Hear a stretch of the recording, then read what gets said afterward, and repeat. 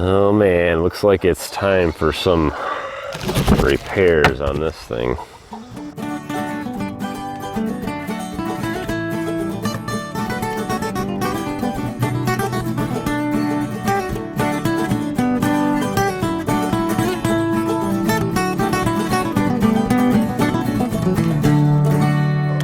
All right, so we're out here with the Suburban chicken coop. It's been 3 or 4 years now since we built this.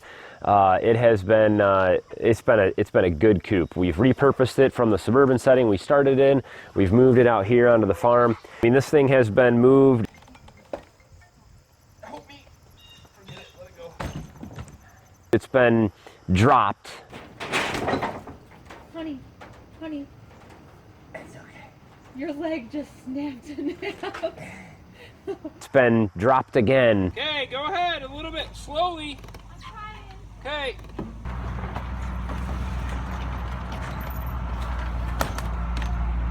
It's been lifted. It's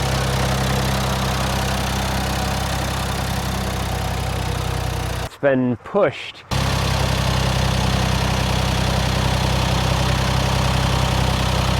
And it still is held up. Nothing is broken on it. It's still just a very stable coop.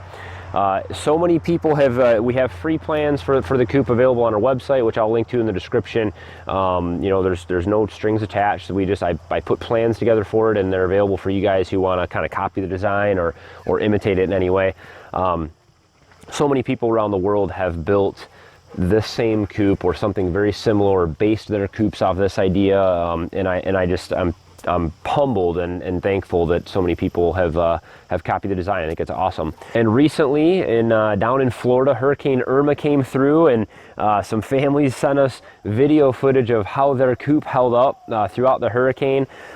Even with wind damage and trees being knocked down in their yard down there in Florida, they shared this video clip with us of to demonstrate how their coop held up through the hurricane.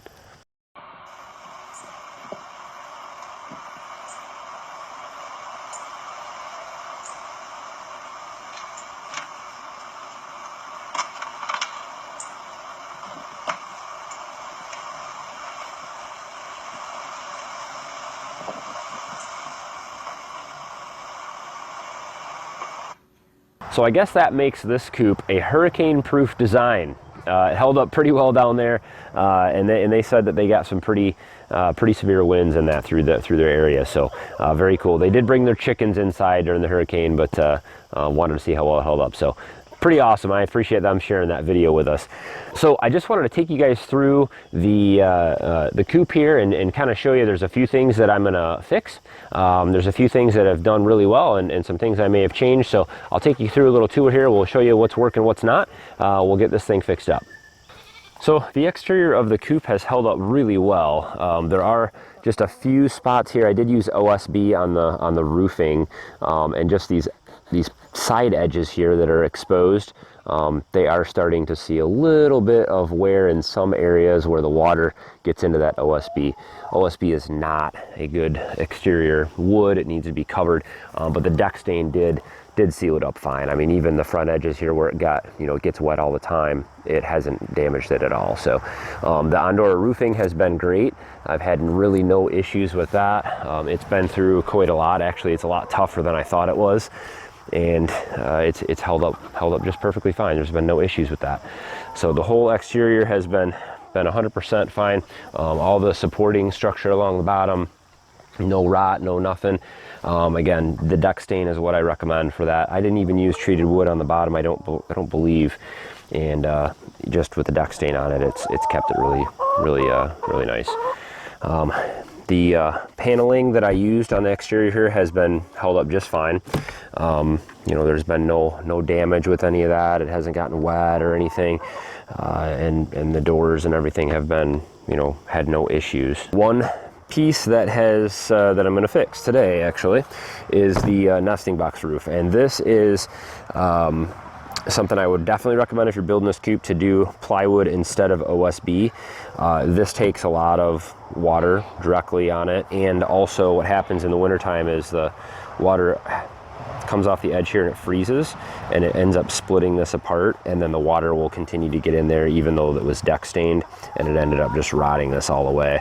And so this is just completely trashed along the edge here. So if I would have used a regular plywood for this to begin with and stained it, this would not have happened. The seal I used on the top here, I didn't really show in the plans very well, but I just used an old inner tube or something, like a inflatable pool toy, cut a strip of that off and sealed it underneath this little piece of 1-inch strip. And I used some construction adhesive underneath that. And there's been no leaking under here. There's been no water that's gotten in underneath this at all. And so this worked really well. So I'm gonna leave that on there. The window, I didn't show this in the video series either. An old hinge, and I just cut a hole in here, not even very well, and put a hardware cloth on the inside. This is, again, made of that paneling. It has gotten wet, as you can see a few times, because I leave it open all the time in the summer. And it really hasn't really damaged it at all. So this stuff holds up pretty decent in the with the water.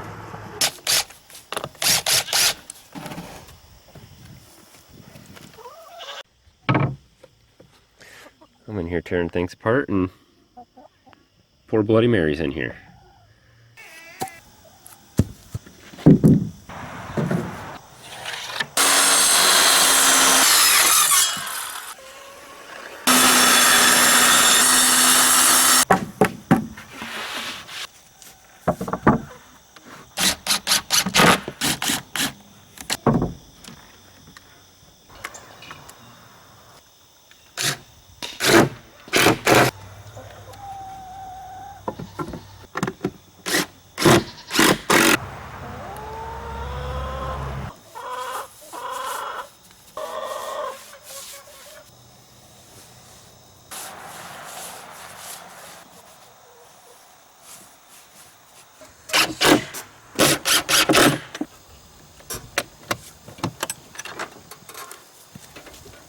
And if you have any neighbors that are stealing your eggs, you can put a padlock on it.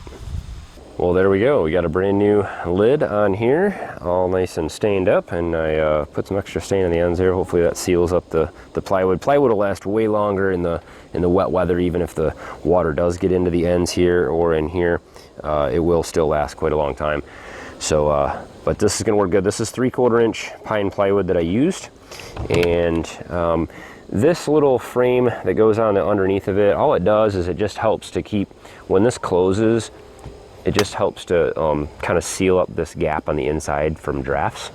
So it's not necessary, but it does kind of help seal it up a little bit for winter time. So, but that's it. This will be a lot nicer, and I'll have a real solid looking lid on this thing again.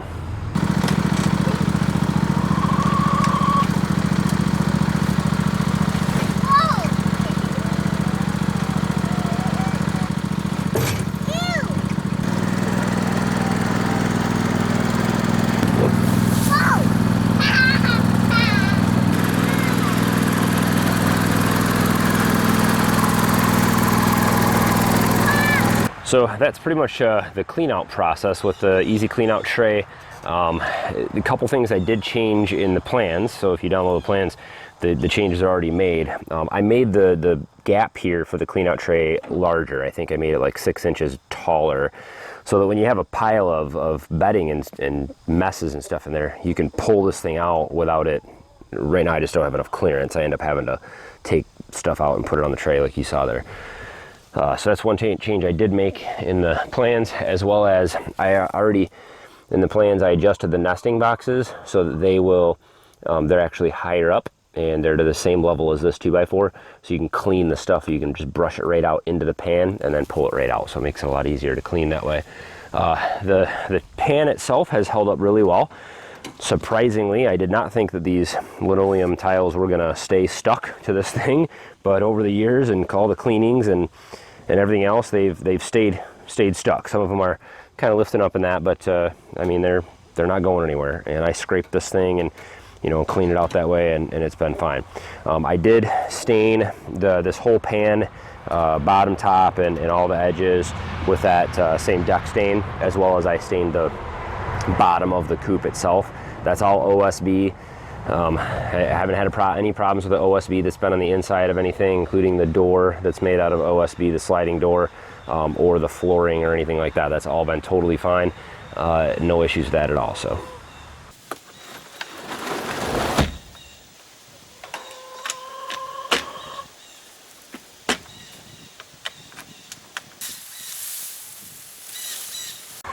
I added a little nail in here, and I just have this broken broom head that just stays there year round, and that's what I use to clean the chicken coop out or brush it off whenever I need to. So I'm using straw in here right now. I generally do not use straw in here. It makes the whole clean out tray thing a lot harder. Wood chips, pine shavings, whatever you want to call them, are what I think this is really designed for. But I do like straw in the nesting boxes, no matter what. When you use straw in the nesting boxes, it keeps any of their messes off the eggs. So the eggs will sit on top of the straw a little bit better. They really like to kind of burrow in and nest in the straw too, and it's a little bit warmer for them in the winter time. So a lot of people asked about the roosts that I have in here, or the perches. This is, again, a lot of this stuff is that 70% off Home Depot wood, and so a lot of times when I'm in there, I just grab whatever they have. If they have this square stock, or if they have this 1x or anything like that, I just grab it. I just basically screwed a piece of wood in just above the door here at an angle, and then just kind of brad nailed a couple little supports up on the side, and then some of this 1x1. And that seems to work fine. They generally nest or roost up there every night. I did insulate the inside of this. I know people have asked about that too. I don't think it's necessary, but if you have less than 6 chickens in here, 6 or less, in the wintertime, this is actually kind of a big area for 6 chickens in the cold, because their body heat really can't warm this up very well. So I did put the fiberglass insulation in, and I covered it with plastic because the chickens were pecking it, and I didn't want them eating that stuff, obviously. So whether that's necessary or not, I don't really know, but it does help keep it warmer in here in the wintertime. And so we don't provide any heat or put any heaters or anything like that out here. It's just, it is what it is. And most of you have probably seen the chicken coop security video, but this is an addition since the initial design. This little piece of PVC and pipe clamps, this just goes through like this, and that keeps the door locked so raccoons can't open that up and get in here and have a big old chicken dinner. The feeding system has been working very well. This works especially well with pelleted or crumbled food. The food I'm using, I don't know if you can see it down there, it's kind of a powder.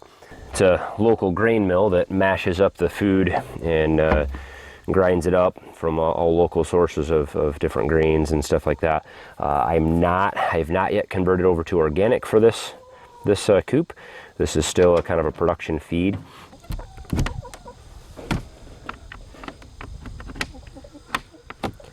One of the things I definitely would have changed would have been this.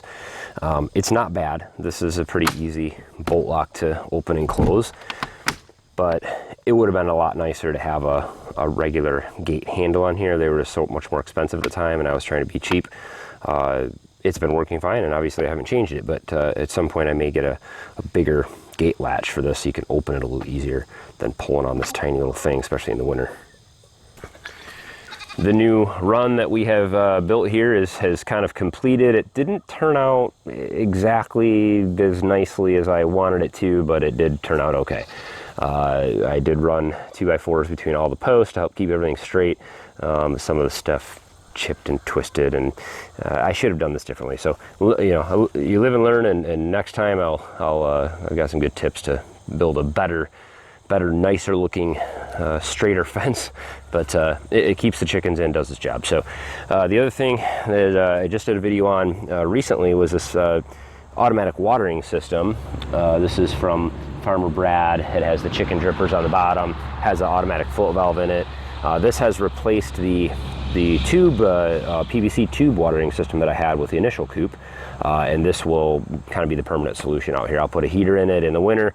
I have a hose run out from the barn that I can just fill it in the wintertime. Obviously won't have it hooked up to the float, and then all summer it'll just stay hooked up to the hose, and I never have to think about it. So this has been awesome so far.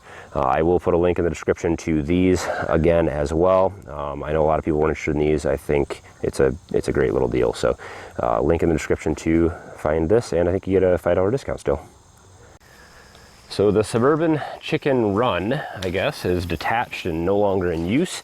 It is a chicken tractor. I can put the wheels on this, and I could do different things with this to move chickens around, and I haven't really put a lot of thought into what I'll use it for yet. It may end up being a rabbitry, it may end up being for baby turkeys, it may end up being for baby pigs. I could do all kinds of different things with it. So, but it is no longer in use. It does have the chicken dripper watering system still in it, which of course always worked great. The nesting box that I added in here for them, for the chickens, like while they're out in the yard, they never laid an egg on that thing, so that was completely useless. In fact, I just need to take that out of there because it never served a purpose. But this thing has probably taken the most abuse. It's been moved the most. Nothing has broken or worn out or rotted or anything like that. The only thing that happened was during the move, some of the staples came out of the hardware cloth here, and this was kind of a mismatched piece together, piece of screen anyway. So, but everything else is held together. All the staples for the hardware cloth in the other areas, everything has been great. The roofing has been great. The door has been great. Same thing on this door. I highly recommend that you get a regular door latch for this, because you know, sometimes this door can be tight in the winter or in the summertime when it's a little, you know, swelled up a little bit, and it's really hard to get this thing open sometimes. So these are great for locking windows and things, but not for doors. The hitch and wheel system is still here. I don't have it set up or hooked into place right now because it's just not in use, but this is all still functioning. I can hook this stuff right back up with the bolts and it's ready to go. This whole hitch system actually works really well still. This is just a spacer for my tractor to get it up a little higher. But this all worked great. I mean, using this as a chicken tractor worked great. It is a little bulky and heavy to move around. It's built, it's a tough little run. It's not, you know, it's not cheaply built, so it is heavy, and you're not gonna move this thing around by hand, I'll tell you that. It's just too much unless you get some big old wheels for it. But so hooking it up to a tractor, a golf cart, or a little ATV or something, moving this thing around is awesome. All right, well that pretty much wraps up the update on the Suburban chicken coop, and you know, this thing's been great. I'm thankful for all the people who have downloaded the plans and built their own coops and gotten into chickens, you know, especially in little city lots and suburban areas and stuff like that. This thing is really perfect for that.